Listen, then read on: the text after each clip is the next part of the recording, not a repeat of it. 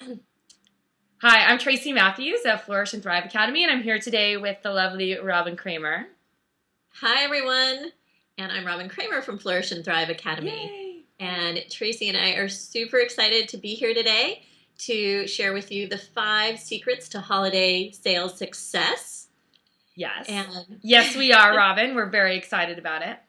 And if you haven't checked it out yet, we have a free training that's going to be available for a limited time. The training actually went live yesterday, so we'll have a link below this video. You can watch the whole thing because it's very important. Should we get started, Rob?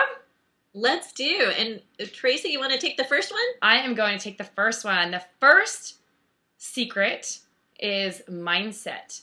Having a positive mindset is the difference between jewelry designers that kill it in business and those that suck at business.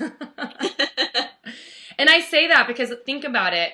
When you're focusing on what is going right in your business and when you're focusing on the good things that are happening, like the sale that comes in, even if it's just one sale a day or whatever it is, or one sale a week, when you're focusing on that and happy dancing about that, instead of focusing on the fact that like someone didn't buy something, I guarantee you're going to have more customers like that.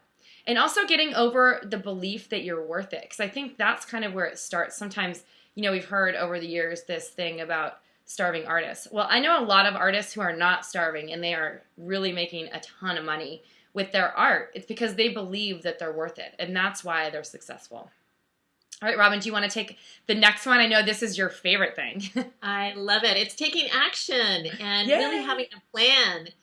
I have worked with countless jewelry designers, and even when I was director of sales for Dog Eared, it's about having the plan, and it gives you those goals that you get to reach, and it's really builds that momentum that we all need in business too. So I love having plans, map out everything.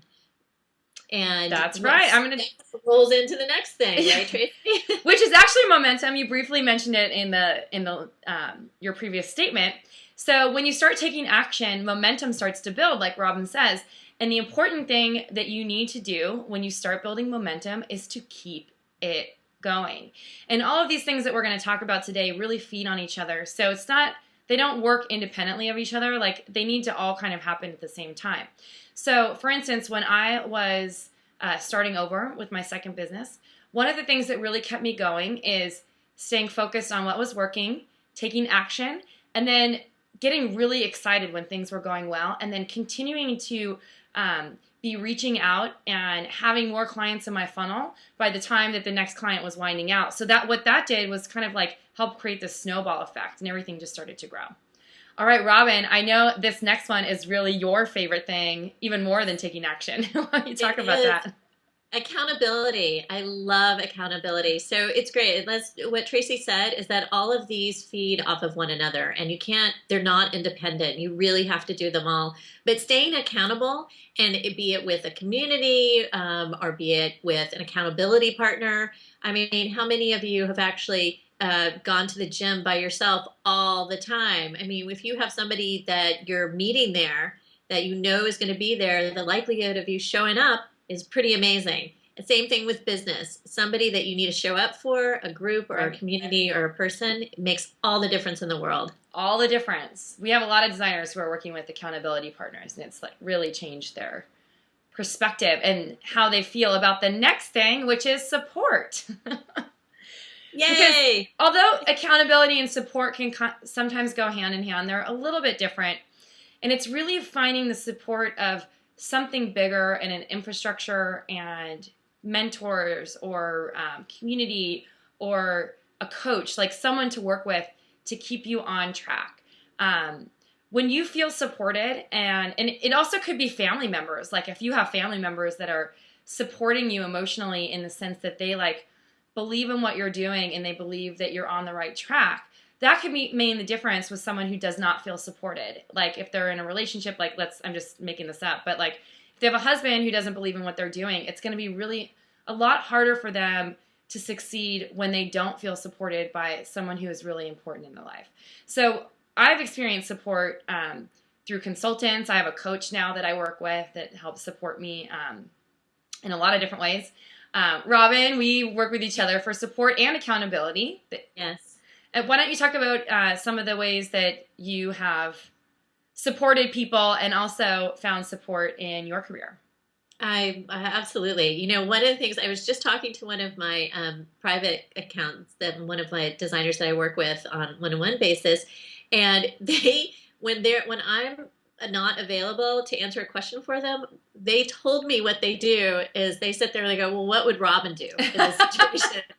And it made me laugh, but it also makes what it is when you have that as support, you do question things like that. You're like, oh, what would that person do in this situation? Because sometimes when we're used to doing the same thing over and over again, we're not going to get a different result. So it's great to have somebody else's input and start thinking differently about certain situations. So having that support is vital. And also having that different eye on things. So as I said, it's great to have somebody else's viewpoint on it, but to be open to the possibility of doing something differently. And it's very hard when you're in your world to have somebody who you work with directly that can see something different, if that makes sense. Yeah. Having somebody else come in from the outside, be it a group that you work with or a consultant you work with, really gives different perspective, and different perspective changes things. That is the truth, right? Yes. All right, so we're so glad that you joined us and watched this video about the 5 secrets to holiday sales success. We have a much more extensive training that we're going to link below this video for you, and we'd love for you to watch it. It was a webinar that we actually did yesterday, July 5th, or July 15th, excuse me, not July 5th. July 5th was our birthday. Right. We're still going off of that. We're still going off the birthday, yeah, on July 15th. So we hope you'll watch it. It will be available for a very limited time, but it's all about increasing your holiday sales and how to get there and how to have the best holiday season ever. Right, Rob? Yes. And so come and check it out, and we'd love to have you join us. We're really excited about having an amazing 2013 yes, holiday we season. are. 2013 holiday season. We also wanted to mention that we want to hear from you what has worked for you in business and what has not worked for you in business as far as mindset, action plans, accountability, momentum, and support. So if you've used any of those tools, we want to hear about it.